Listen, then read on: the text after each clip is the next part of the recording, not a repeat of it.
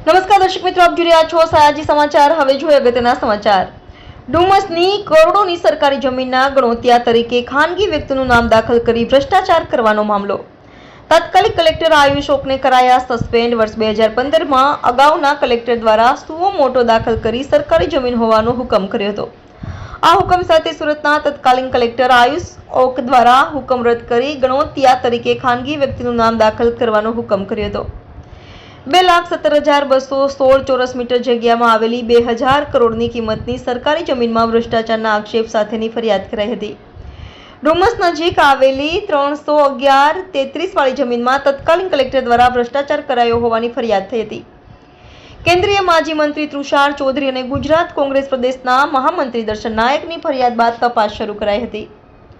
જે તપાસના અંતે તત્કાલિક કલેક્ટર આયુષ ઓકને સસ્પેન્ડ કરવામાં આવ્યા હતા। કોંગ્રેસ નેતા દર્શન નાયકનું નિવેદન, સમગ્ર મામલે એસીબી દ્વારા તપાસ થવી જોઈએ। રાજકીય આગેવાનો અને જમીન સાથે સંકળાયેલા લોકોની તપાસ થવી જોઈએ।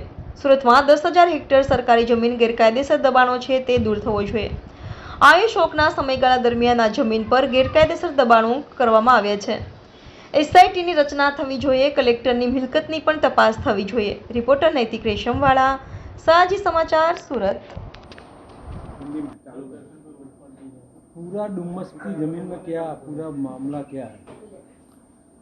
सूरत के डुमस में 311/3 की सरकारी सिर पड़तर की ज़मीन करीबन 2,17,000 चौरस मीटर की ज़मीन पुराने साल से वो सरकार सिर पड़तर की तरह चली आ रही थी। 22 लोगों ने घनौटिया के नाम दाखिल करने के लिए कलेक्टर में दाखिल किया था, अर्जी दाखिल की थी। उसी अनुसंधान में 2015 के कलेक्टर ने एक हुक्म करके सरकार के हित में, लोगों के जाहिर हित में एक हुक्म किया था और 22 लोगों की अर्जी घनौटिया की नाम मंजूर की थी। 9 साल में कितने कलेक्टर सूरत में आए, बदली करके गए, लेकिन वो सिर पड़तर की ज़मीन सिर पड़तर की थी, रह गई थी। जो सस्पेंडेड कलेक्टर है अभी, वो कलेक्टर ने उसके बदली के अगले दिन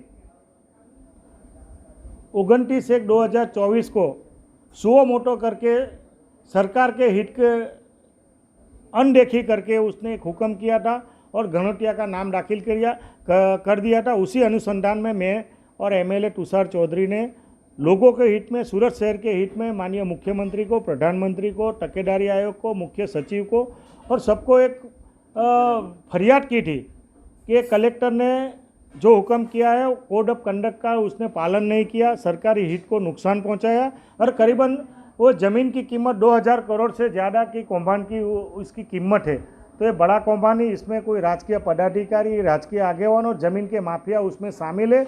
उसी सब प्रकरण की सीट के द्वारा तपास की जाए, कलेक्टर को सस्पेंड किया जाए और कलेक्टर के खिलाफ लैंड ग्रैबिंग का भी गुना दाखिल किया जाए।